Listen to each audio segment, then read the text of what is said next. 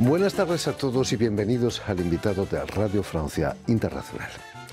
El próximo 3 de agosto se abre en la ciudad de Lorient, en la Bretaña francesa, la edición número 48 del Festival Intercéltico, el mayor encuentro mundial de culturas célticas, que este año tendrá como invitado de honor al país de Gales, la tierra del rey Arturo, del canto de los bardos y del culto a los ancestros.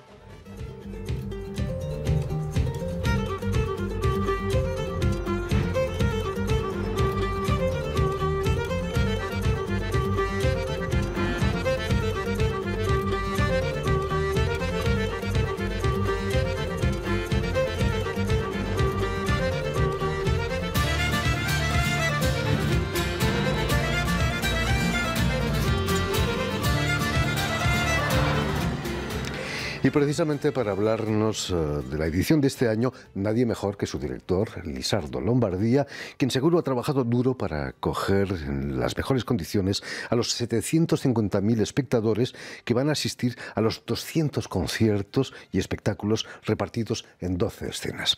Buenas tardes, Lisardo. Buenas tardes. Y sobre todo, muchísimas gracias por haber hecho el esfuerzo de venir hasta nosotros. Gracias a vosotros, siempre es un placer.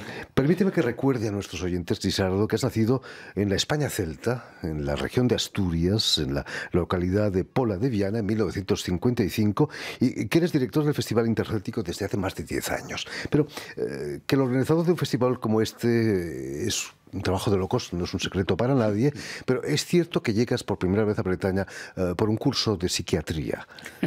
Efectivamente, buena memoria. Yo llegué en el año 77. Era mi quinto curso en la facultad y llegué porque me estaba muy interesado en la psiquiatría y mi profesor estaba casado con una bretona. Y entonces, como yo manejaba textos de la Salpêtrière de París, entonces me dijo, yo creo que si estás interesado puedes ir a hacer unas prácticas de 2 o 3 semanas con el doctor Go en el Morbihan. Y cuando me dijo esto del Morbihan, dije, ¿de esto dónde queda?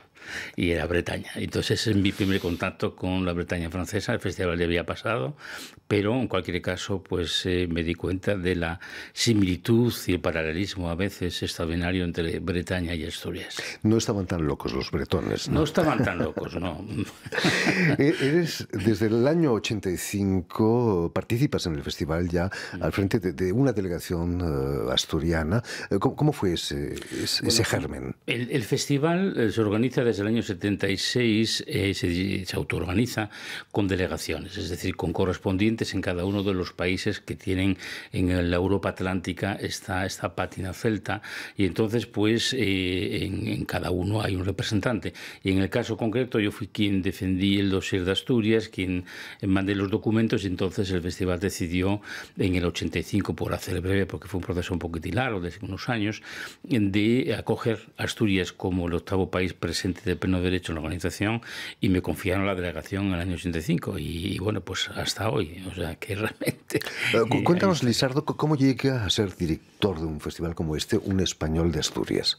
Bueno, el proyecto es un proyecto, si se llama Intercéltico, es uno de esos raros casos donde realmente, digo raros porque a veces las cosas se evocan pero luego no llegan a su punto, porque realmente...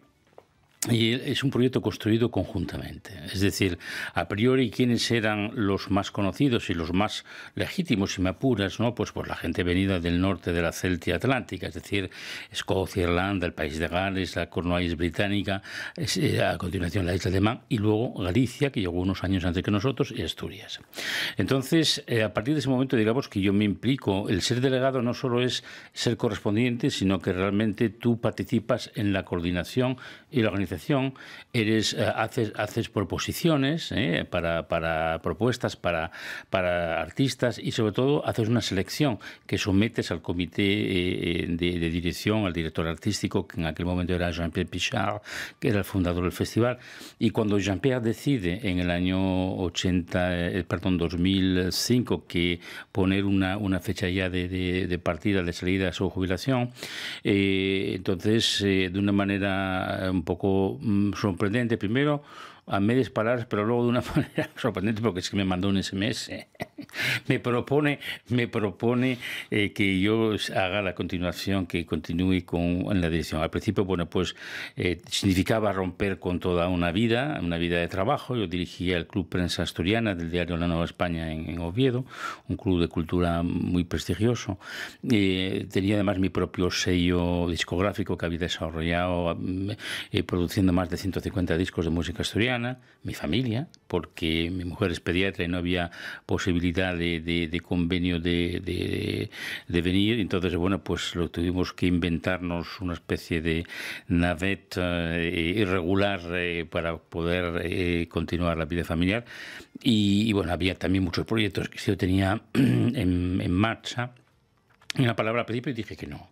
Pero, bueno, los bretones son conocidos testarudos, pero los asturianos nos consideran ahora, yo creo que un poco más todavía. Y cuando yo llego en 2006 con mi delegación, como siempre, pues hay todo un acercamiento y toda una trama organizada para forzarme que cambie de posición. Y entonces, bueno, pues vista la circunstancia, cuando me dijeron que realmente yo era la persona que ellos consideraban la más indicada para continuar con ese proyecto, que yo había participado y había contribuido a desarrollar, y como yo soy un convencido de este proyecto, pues finalmente terminé por aceptar. Y entonces yo llegué con mis maletas el 7 de febrero de 2007 y allí sigo desde entonces. 77. Exactamente. Como director has intentado equilibrar la presencia de pequeños países celtas, dando prioridad a Asturias naturalmente, pero quizás también a la Acadia canadiense, ¿no? También. Lo que se trata, es decir, yo creo que cuando asumes la dirección tienes que tener una visión global y tienes que tener una visión de conjunto. Y una de las cosas que yo había siempre defendido cuando era delegado era ese reequilibrio que poco a poco se fue haciendo. Pero bueno, hay hábitos. Yo comprendo que para el director fundador, como era Jean-Pierre, sus prioridades al principio eran otras. Lógicamente, bueno, pues él había pasado año y medio en Escocia como lector, entonces su pasión era escocesa, lógicamente.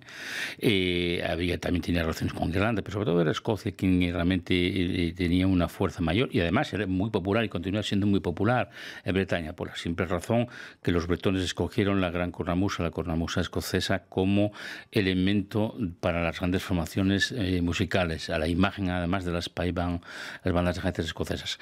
Entonces, de alguna manera yo siempre dije que siempre creí que realmente había que equilibrar y tener una presencia mayor de los países del sur de la Celtia, es decir, de Galicia y Asturias, pero además de la diáspora, de la inmigración, porque realmente es una energía muy importante. Entonces, Acadie, que fue la primera colonia francesa en Canadá, que además en 1755 tuvieron que salir por pies, porque hubo una famosa batalla que todo el mundo se acuerda que se llamaba Gibraltar, la batalla de Trafalgar, por la cual se perdió Gibraltar y se perdió el Canadá francés en ese momento. Bueno, pues había muchos bretones de origen en Acadie, no solo de un normando, la gente del Poitou, me dirán que la mayoría eran de allí, es verdad, pero eso no significa que, bueno, pues los nombres típicamente bretones con una K y una E existen de una manera muy frecuente en esa parte de Canadá, etcétera. Por lo tanto, los canadienses, y yo siempre digo, nosotros defendemos las culturas minoritarias y la diversidad, y también defendemos la lengua francesa en el Canadá anglófono. Hablando de diáspora, es cierto que en el 2011 haces una edición dedicada a la diáspora y vienen delegaciones de México, de Chile, de Cuba. De Cuba. ¿Hay bretones en Cuba? ¿No hay celtas en Cuba? No, sí, bueno, son los inmigrantes. Es decir, el hecho más importante que no nos damos cuenta, primero, ¿quién construyó Estados Unidos? Los irlandeses, básicamente. Aunque otro italiano, desde luego, pero sobre todo los irlandeses.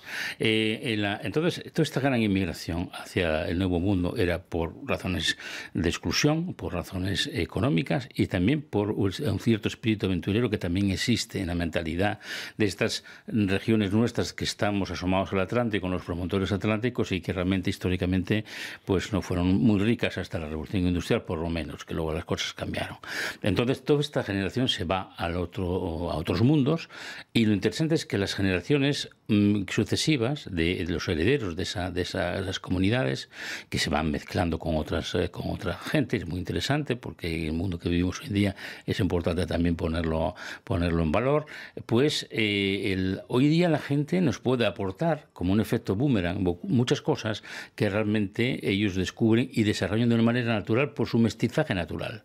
Entonces nosotros defendemos la diversidad, defendemos un mundo interconectado y sin fronteras rígidas, pero eso no implica algo que yo siempre insisto, que original viene de origen, y eso lo decía Gaudí. Y así que realmente hay que tenerlo muy, muy claro también.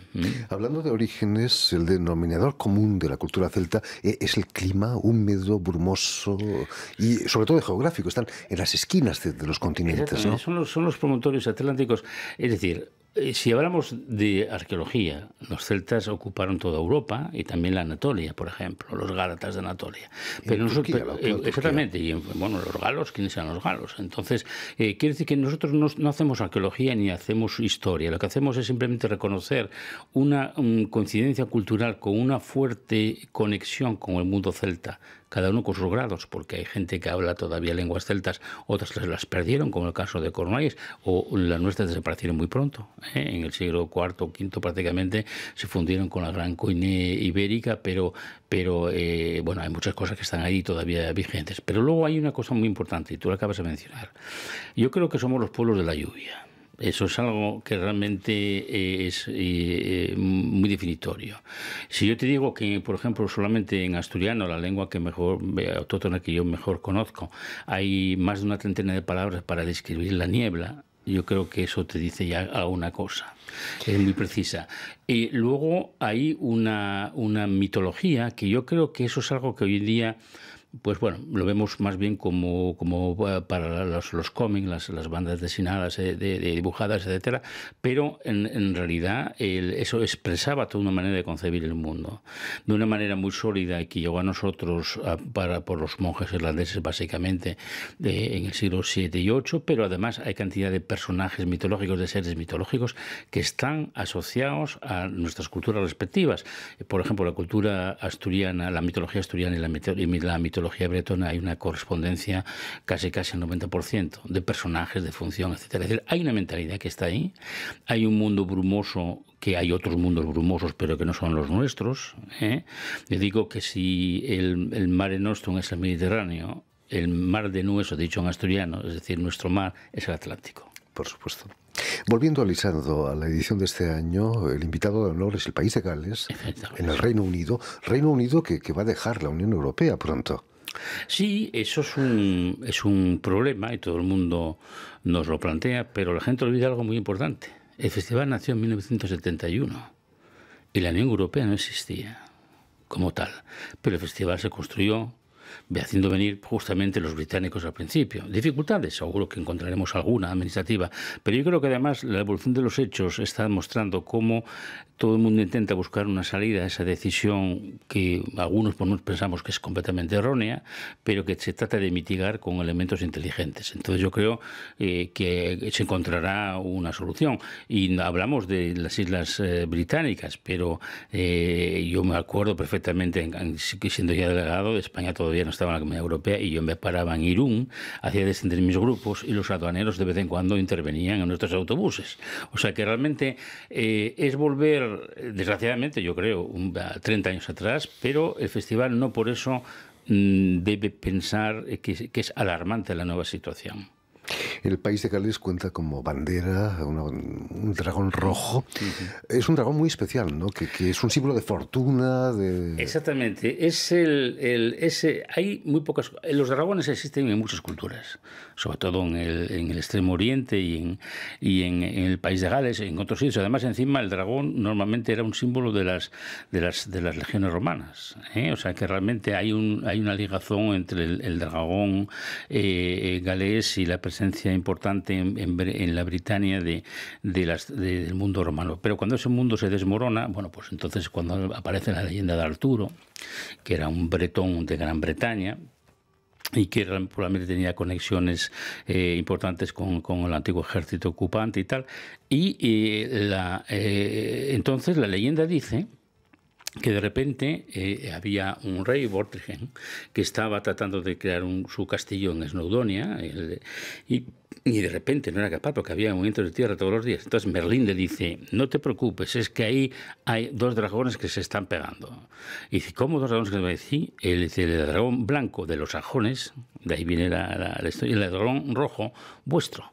Entonces, cuando uno de los dos gane, se acabaron ya los movimientos de tierra y efectivamente al principio iba ganando los sajones invasores después de la caída del imperio, pero al final resultó que los que ganaron fueron los galeses y entonces por eso ellos tienen su dragón en la bandera, es el gran símbolo nacional y yo creo que es el único país del mundo donde el dragón está en todos los objetos que te puedas imaginar, en todos, un bolígrafo, un cenicero, un plato, en las sábanas de dormir, en cualquier... Es increíble, tienen un amor a los dragones extraordinaria. ¿Y no lo matan como San Jorge en Inglaterra o en Cataluña? Lo siento mucho, Jordi, pero no, ellos no lo matan. Yo, que además, que se sepa, St. Davis no mató jamás un dragón, mientras que St. George, el inglés, sí. Los galeses también tienen una vieja tradición de canto coral. Solamente hay que ver un partido de rugby de las 5 naciones donde cantan al coro ese himno nacional, ¿no? El himno nacional para ellos es algo... Es decir, yo creo que si en nuestro eslogan de este año, Tierras de Arturo, Canto de Bardos, Memoria de los Ancestros, va ligado porque muchos de... Cuando llegan las invasiones que acabamos de mencionar, tanto en la Cornualles británica como en el país de Gales, muchos de esos bretones escapan. ¿Y qué hacen? Atraviesan el canal y se vienen a la Armórica gala y es donde en ese momento repueblan la Armórica y crean la pequeña Bretaña. Entonces, la ligazón entre País de Gales y la Bretaña es enorme. De hecho, en realidad, el bretón y el galés, junto con el cornuallés, son las 3 lenguas que más se parecen de todas las lenguas celtas. Y gente que haya estudiado bretón termina por comprender el galés sin dificultad. Eso dificulta, o con una cierta dificultad, pero termina por comprenderlo. El caso es que esa familiaridad está ahí, y luego el himno galés, que cantan, como tú recuerdas bien, desde la tierra, vieja tierra de nuestros padres, pues ese himno galés que ellos cantan con tanta devoción y cuando uno termina prácticamente poniéndose en la carne de gallina cuando oye un estadio de rugby en el deporte nacional este himno, da la casualidad que la versión, hasta qué punto que la versión en bretón llegó a ser, es el himno bretón. Y de hecho este año vamos a hacer que el coro en el estadio del Moustoir cante primero la versión galesa y a continuación la versión bretona en el estadio. Será un momento emotivo. Yo creo que vas a ver 5 noches de ciertos tembloricillos. Incluso la orografía, los acantilados de Cornualles son paralelos casi... Son complementarios. Bueno, la costa de Cornualles es alta, es un poco como la costa del norte de España, que en realidad, bueno, los tipos geológicos estaban unidas. La costa bretona está más erosionada, es más redonda, pero bueno, la proximidad es muy cercana y no en vano, pues uno de los departamentos del Finisterre bretón se llama Cornualla, o sea que realmente esa familiaridad está ahí. Entonces, los 3 países, la Cornualles británica, el país de Gales y Bretaña, comparten el himno, cada uno en su lengua, y es ese reconocimiento a la memoria de los ancestros, ¿no? Lisardo, si el festival se desarrolla en una docena de escenarios, la gran parada de las naciones celtas quizás sea el momento más importante, ¿no?, del festival. Es un momento, como dicen los franceses, incontournable, es decir, que realmente no puedes dejar de lado, no te lo puedes perder. Es ese momento donde se compaginan varias cosas. Primero, lo que sorprende a mucha gente cuando va por la primera vez o cuando lo ve en la televisión, porque hay una gran retransmisión de esta parada prácticamente según terminan, diferido, pero de 1 hora, es la misicidad entre las diferentes generaciones. Es decir, no son grupos folclóricos como los entendemos en otros lados. La gente tiene el orgullo de llevar su tradición en sus trajes, además, hasta qué punto es importante el desfile, que no solo es desfilar con los trajes, es que terminaron desarrollando una escenografía deambulatoria. Es decir, que hoy en día los grupos caminan tú los ves que están prácticamente, hacen una mini danza mientras caminan para evitar el parar, y realmente es un orgullo participar dentro. Yo viví esa situación 22 años, como cuando era delegado, yo venía con mis grupos y desfilaba vestido de asturiano. Tanto comprendo perfectamente esta posición. Pero el público participa, hay una transferencia muy rápida, hay una verdadera, si me apuras, comunión avec el público, o sea, con el público. Quiero decirte que realmente es algo muy, muy bonito. Y luego en las calles es gratuito, pero al llegar al estadio, que todo el mundo le gusta a veces ver esa entrada que es magnífica, pues el estadio se llena, hay 10.000 personas en el estadio viendo la llegada de los grupos, y realmente es un gran momento del festival. Debe ser difícil gestionar 750.000 personas, ¿no? En estos momentos en que hay una cierta inseguridad, por no hablar de terrorismo en Francia, ¿habéis debido aumentar las medidas de seguridad? Mucho. Yo te digo una cosa. Cuando con el estado de urgencia, y nosotros ya habíamos empezado en el 2015 a incrementar los sistemas de control, es decir, por medio de gente que de una manera un poco desapercibida entre el público controlaba los movimientos de alguna gente. Y luego en el año 2016 es cuando, yo me acuerdo perfectamente, porque se celebraba las fiestas marítimas de Brest, donde vienen muchísimos barcos, y me ha gustado mucho ese ambiente. Y volviendo el 14 de julio, oigo en la radio el atentado en Niza, y nosotros empezábamos 15 días más tarde. Y dije, lo que acaba de suceder. Efectivamente, nuestra capacidad de reacción se demostró, fue muy rápida, fue muy valorada por la policía y por la prefectura, al punto que el prefecto Weigel, que fue un prefecto enviado por el Ministerio del Interior para tratar de ver cómo pasaba eso. Además, claro, nuestra característica es doblemente compleja, porque es un festival que se produce en un ambiente abierto, no es como un festival que cierras y la gente se concentra, no, esto es una ciudad que vive su vida. Entonces, bueno, fue una prueba dura ese año. Yo me acuerdo más que había algunos periodistas muy incisivos que nos preguntaban 30 veces al día si íbamos a anular, y dijimos, no, nunca pasó por nuestra cabeza. Entonces, nuestra reacción fue muy positiva, al punto que tomaron buena nota de esa reacción, pero al año siguiente entonces nos exigieron más. Entonces, ahora tenemos un control de acceso con guardias de seguridad, por medio de un sistema de barreras que controlan el acceso del público. Es un control relativamente ligero, pero bueno, el año pasado teníamos una cierta inquietud porque nuestro festival durante el día es bastante familiar. De ahí vienen esas 750.000 personas, porque es un festival muy familiar. Luego la noche es otro ambiente, pero en mediodía, claro, la gente que se veía. Y el año del atentado de Niza, en 2016, me acuerdo que el primer fin de semana observamos que había menos gente, tanto para la parada y tal. Y los barman de la ciudad, los propietarios de bares, nos dijeron, nosotros creemos que había menos gente, ¿sabe por qué? Dije, no, porque calentamos menos biberones.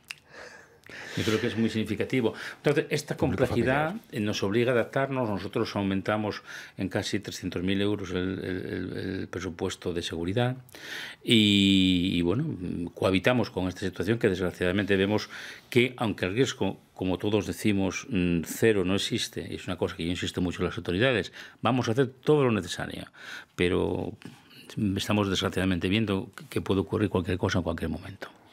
En fin, pues ya lo saben, tienen una cita del 3 al 12 de agosto en la ciudad bretona, aquí en Francia, de Lorient, donde va a celebrarse el Festival Intercéltico. Muchísimas gracias, Lisardo Lombardía, director del Festival Intercéltico, por haber estado aquí con nosotros.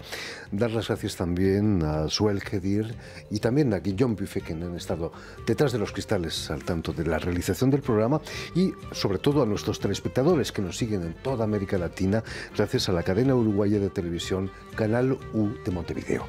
Y a ustedes muchísimas gracias por su atención y les damos cita para una nueva edición de El Invitado de Radio Francia Internacional.